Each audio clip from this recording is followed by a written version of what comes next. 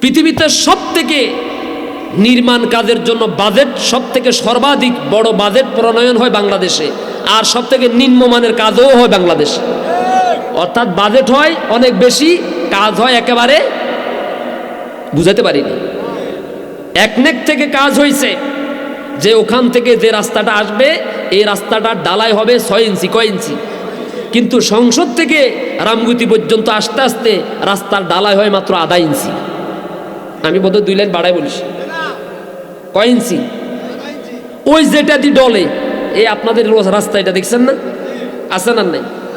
যেটা দি ডলে ওই ডলার মেশিনের রাস্তা তখন কয়ে রে আরে কিল্লে ডলস হুদা হুদি আয় তোর লোক বাইর দিকে চলে যায়।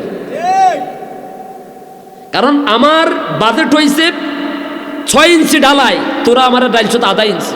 আবার আগের যত 14 নম্বর ইট আছে সব 14 নম্বর ইটের গুঁড়া দিয়ে রাতের বেলা আপনার করে ডলি হার হয়ে আমরা কইতে নারেন, ঠিক কিনা বলেন? আবার প্রতিটা মোড়ে মোড়ে ওয়ার্ডে ওয়ার্ডে কিছু সান্দাবাই আছে না নাই? কন্ট্রাক্টর কি করবে? ওয়ার্ডের মোড়ে মোড়ে সান্দাবাইরা বসে রয়েছে। ঘুরে ফিরে 5 আগস্টের পরে দেখলাম যে না, ভাগ্য তো বদলাইতে পারলাম না, খামাখা কষ্ট করেছি, খামাখা কষ্ট করেছি। চোরের হাত থেকে মনে হচ্ছে যেন ডাকাইতের হাতে দিতেছি আর কি। প্রতিটা মোড়ে মোড়ে প্রতিটা পাড়ায় পাড়ায় সান্দাবাই আছে না নাই?